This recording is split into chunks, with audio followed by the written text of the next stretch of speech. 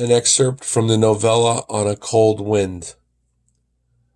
October 2189. Now. She fell back on the full-sized bed and tried to hold back a yawn.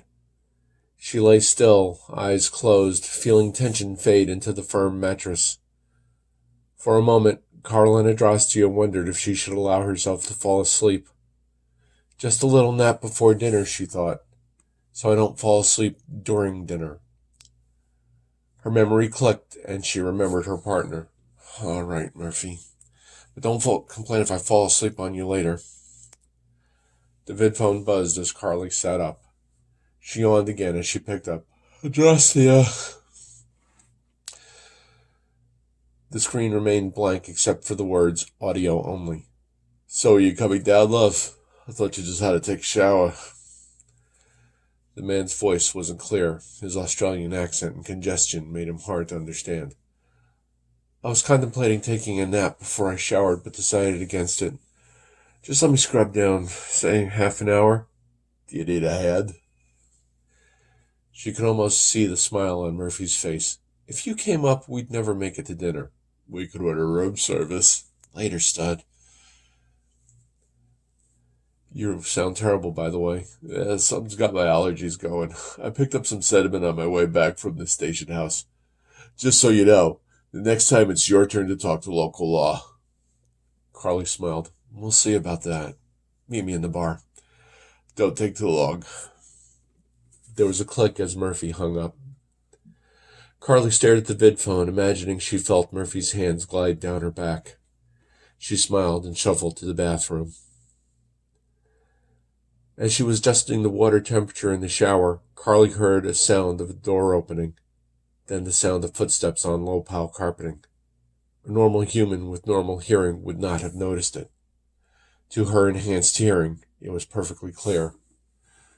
Knowing she had locked the door to the room's front door and sliding glass door, Carly realized the assignment that brought her and Murphy to Palace 2 was not complete. Leaving the shower running, Carly pressed herself against the wall. She held her breath as the door swung toward her. Slowly, a hand holding a large pistol appeared. Carly waited an instant longer, then moved. Her right hand snapped out, grabbing the gunman by the wrist. She heard and felt the wrist break as she pulled him into the bathroom. The pain and surprise on the man's face registered as she threw a hard left that sent the man into unconsciousness. She let the gunman drop to the floor, then knelt beside him. As she expected, a search produced no identification. She picked up the pistol and looked it over. A Waller Pantheon CT-45. Quite the hefty piece of machinery, don't you think? Don't you know these aren't for use by civilians? She removed the pistol's energy cap and disabled the trigger mechanism. Carly set the useless weapon aside and stood. She leaned out of the bedroom and looked around. The room was undisturbed, her CZ-75 and cell phones lying on the bed where she had left them. Friggin' amateurs, she muttered as she crossed to the vidphone. Didn't even get my sidearm. As she started to dial, she saw movement out of the corner of her eye. Carly saw a shadow through the drapes that covered the sliding glass door. A glint of light on moving metal started her moving. Carly dove behind the bed, dragging her pistol and cell phone with her as plasma charges shattered the door and furniture. Second gunman on the balcony. That was oh so obvious. So why didn't I check there? Carly thumbed off the safety, raised the pistol, and fired blind in the direction of the incoming fire. She heard the gunman scramble for cover. Taking advantage of the lull, Carly stabbed at one of the cell phone's presets. Murphy sounded annoyed when he picked up. What? Murphy, I got problems up here. I could use a hand, but watch your back. She hung up before he could answer and dropped the cell phone. Pushing white hair away from her face, Carly looked over the bed at the ruined door. The gunman wasn't in sight. She wondered if she had hit him when he stepped into view. Carly squeezed off 2 more shots before he could fire. Hit in the chest, the gunman went down. Carly stared at the gunman, then felt panic hit her. Murphy was still waiting in the bar. If gunmen had come after her, Murphy would also be a target. She remembered his tone of voice when he answered his cell phone and moaned in fear. In a blur of enhanced motion, Carly uncovered the pants, blouse, and shoes she had worn during the day.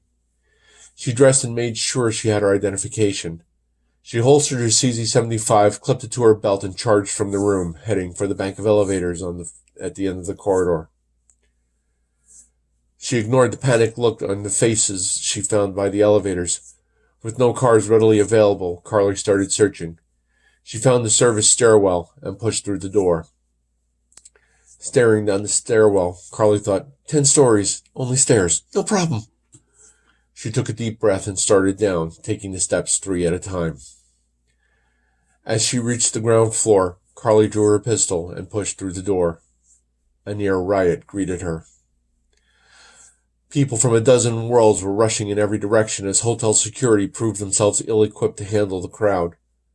Carly took a moment to locate the bar, then began to shoulder her way through the crowd. It took longer than she wanted to cross the lobby. Carly pushed through the edgy security guards and equally nervous guests that blocked the entrance to the bar, then stopped and stared. Murphy was leaning on the bar, looking like he was in the eye of a hurricane. His CZ-75 sat on the bar in a sea of glass, energy capped to one side. A hotel guard was yelling at him, but Murphy looked more bored than concerned. Across the room, lying among ruined tables and chairs, were 2 dead gunmen. Carly's arms fell to her side. I ran down 10 flights of stairs and you have the audacity to not need rescuing? Murphy turned to her and smiled. Nice to know you care, love. Now get over here. This red cop started to annoy me.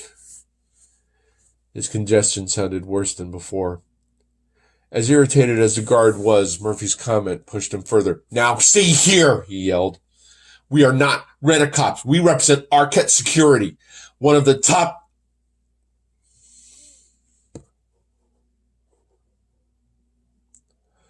Carly patted the guard on the back as she stepped around to Murphy's side.